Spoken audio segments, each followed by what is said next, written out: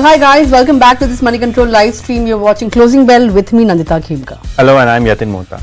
Well, Yatin, a marvelous Monday for the market after a day-long break. We started the May series on the back foot, but we are back to winning ways, and we'll have to see whether or not it turns out to be a marvelous May for the market, given the fact that there is a popular adage, right, that sell in May and go away.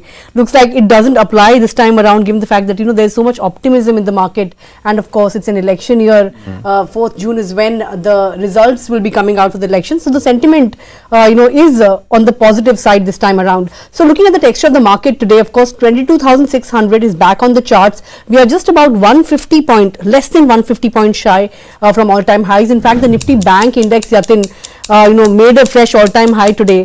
PSU Bank Index had already hit a fresh high last week, and today as well, the Nifty Bank Index hitting a fresh high of, inching closer to that 49,500 mark. If you look at the top contributors on the Nifty Bank Index, you had ICICI Bank and HDFC Bank. Together, these two counters, contributed 60% of the gains on the Nifty Bank Index. Good breadth, 1:1, evenly distributed. But of course, the gains were also accompanied by a spike in volatility. So the India VIX Index was up 12%, and of course the mid-cap index also hit a fresh high today. So the strength continues in the broader end of the market as well. PSU banks, private banks, oil and gas, these were among the top sectoral gainers today. On the flip side, autos didn't have a good run today. Of course, we'll be talking about Maruti, how it disappointed with its fourth quarter earnings, and it was sulking in an otherwise strong market. Realty, IT were among some of the other sectoral losers. ICICI Bank, mind you, hit that 8 lakh crore rupee market cap. In fact, it became the 5th Indian firm to do so. So that was, of course, among the top Nifty gainers today, and so was SBI, Axis Bank, IndusInd Bank, even Kotak Bank. Mind you, will be reporting numbers on Saturday. That counter was also up and about. NTPC was the other one that was among the gainers. Aside of that, if you look at the losers, HCL Tech, Street clearly disappointed by the guidance. That was among the top Nifty losers. Apollo Hospital, of course, the big deal with Advent, valuation concerns weighing in on the stock. The stock was down almost 5%. In fact, I think it saw its worst drop since 2020. Bajaj Auto, HDFC Life, Hero Motocorp, Divi's Lab, Eicher Motors were some of the other losers. But Yatin, from the mid-cap end of the markets, quite a few result reactions. And Spark, that stock, I think 12th straight lower circuit for that stock. Absolutely, and if you look at the markets today, Nandita, despite the fact that the Nifty Bank was outperforming, the mid-caps were slightly quiet in trade today. In fact, the mid-cap index for the first half was down. Second half recovered a bit, but still the advance decline ratio in the market, wherein the Nifty moved nearly 225 points, was only 1:1.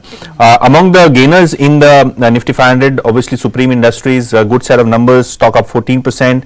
Aegis Logistics, that is one company which continues to gain 10% higher and new 52-week high.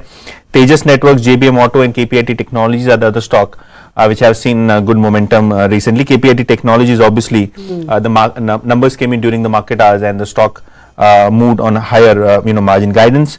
HCL Technologies, BSE, Raymond, all of these stocks reacting to some bit of news, but yes, in focus, Nandita, BSE and HCL Technologies. Right. Of course, BSE stock of the day, given the fact that, at one point in time, it was down 18% in the session.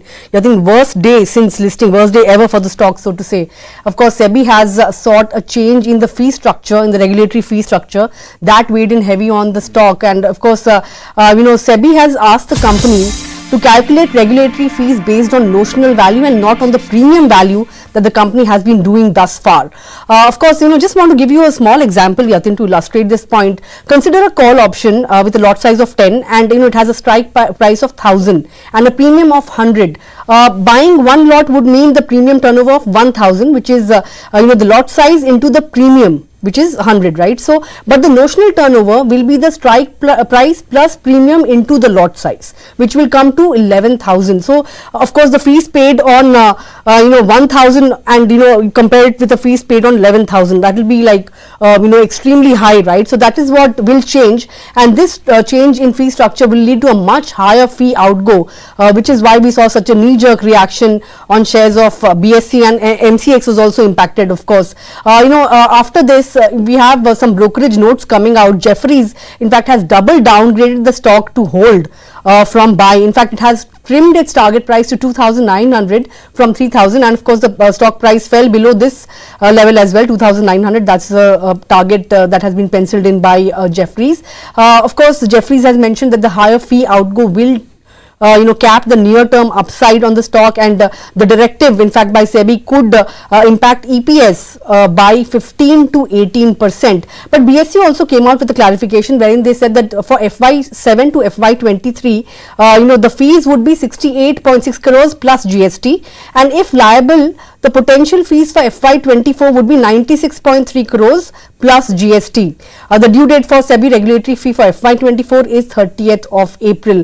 Now, HDFC Securities has also come out, with a note. It has said that BSE may have to pay a regulatory fee of 310 crores for FY26, which accounts for nearly 22% of its projected net profit for that financial year. But HDFC Sec has also said that hiking transaction charges by 25% could be one way that BSE could offset this high fee to higher fee outgo to SEBI, and reducing clearing charges by 10%. HDFC Security has still maintained the buy rating, target price of 3,100 rupees per share. It said that it would wait and watch and see how things pan out on this front. But Yatin, over the last 1 year, BSE has given 5x returns, right? Yeah. But of course, this has come as a setback and has also been steadily gaining market share in derivative products, right, from NSE. So on the back of that, it has been doing extremely well. But this, of course, comes as a big setback. Absolutely, and this comes as a big setback. Clearly, the clarification from SEBI costing BSE as well as MCX, both of these stocks on the exchange front. But apart from BSE, another accident for the day was Apollo Hospitals. The stock went down almost 8% intraday. However, ended the day nearly 4.5% lower. This was one of the top losers on the Nifty. Now, the reason why Apollo Hospital reacted adversely today was the news regarding the pharmacy business. Now, Apollo Healthcare company, which is the pharmacy business of Apollo Hospitals, it has entered into a merger agreement with one of the promoter entities along with Advent, which will be infusing equity into the merged entity. According to initial take, the company expects a base case holding of nearly 59% in the merged entity by Apollo Healthcare, in which Apollo Hospitals holds 95% stake. Now, the management is confident of the scale up. Most importantly, they are expecting margins also to improve. However, the valuation of the transaction is where the analyst community had a big question mark. If you look at Jefferies, they have a buy rating on this one with a target of 7,500. However, Jefferies believes that the valuation of the healthcare company, which is AHL, is lower by nearly 3,500 crores versus the SOTP valuation. CLSA also believes that the valuation at which the transaction is happening is lower by nearly 5,600 crores, and Nomura also believes that a 23% lower valuation has been assigned to Apollo Health Co. Because of this merger transaction, which probably could mean that the investor would be concerned in the short term.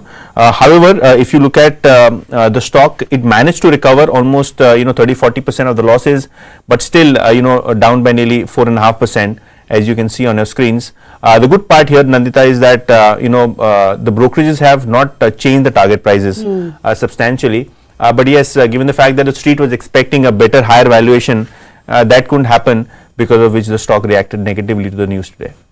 That's correct, but it did manage to recover some ground from day's low, and if you look at the last 1 month as well, the stock has not been doing all that well, although on a YTD basis it has managed to give positive returns. But the other stock that's on my radar today is Maruti. I think it was stuck in reverse gear, in an otherwise strong market. In fact, the auto pack itself was under pressure today, but of course earnings fell short of expectations, and despite margin tailwinds, it has disappointed the street, so to say, margins coming in below that 13% mark. But brokerages are pretty much mixed on this stock post earnings. Nomura has maintained a neutral rating, target price of 12,523. Of course, it has pointed out that margins did miss expectations despite tailwinds, and market share loss could be one big risk that the company could face over FY25 to FY26. 5 years ago, Yatin, I think Maruti in the passenger vehicle segment had a 50% market share. Over the years, it has come down, and now it's just a shade under 41%. In fact, some brokerages have also pointed out that the market share in passenger vehicle segment could drop to 40.5 or 40% or thereabouts as well. So that is one big risk. And of course, some analysts have also pointed out that discounts are likely to rise from here as inventories pile up. Management has already said that demand inquiries are growing in high single digits. Let's also take a look at what HSBC is saying. They have a buy call, target price of 14,000 rupees per share. It says that FY24 growth of 5 to 6% is expected to be driven by CNG as well as exports. But cut in taxes on hybrids could be an upside risk, according to HSBC. It has maintained that even though near-term outlook remains a bit iffy or range-bound, the medium-term outlook remains quite positive for the company. Lastly, Kotak Institutional has a sell call, target price of 10,500. It expects volume trajectory for the industry overall to remain muted over FY25, and has also, of course, mentioned that the market share decline to 40.5% over FY25 to FY26 is a possibility, and that could be a risk, and market share could decline owing to new launches by competitors as well. But what could really drive growth for Maruti in FY25? It's improved product mix as well as GST cuts or some favorable policy for hybrid vehicles. So all in all, Maruti, I think a lot of this upside over the last 3 months or so, it has rallied almost 30%, Yatin. But last 1 month, the gains have fizzled out after the stock hit a new high. Absolutely, and Maruti Suzuki, the margin performance was weak, but I think the management guidance, proved to be good because they're expecting the CNG volumes to rise substantially as the supply chain issues move out. They have almost 1 lakh cars, in bookings and order books in the CNG segment itself, which could be a big volume mover for FY25. Well, those are all the stocks on our radar this afternoon. Of course, it's a truncated week, Yatin. We'll have to see whether or not we build on these gains and make a dash at that new all-time high this week itself or not. But with that, we are out of time on this edition of Closing Bell. Thanks a lot for tuning in. But you guys stay tuned to Money Control for all your other news and updates.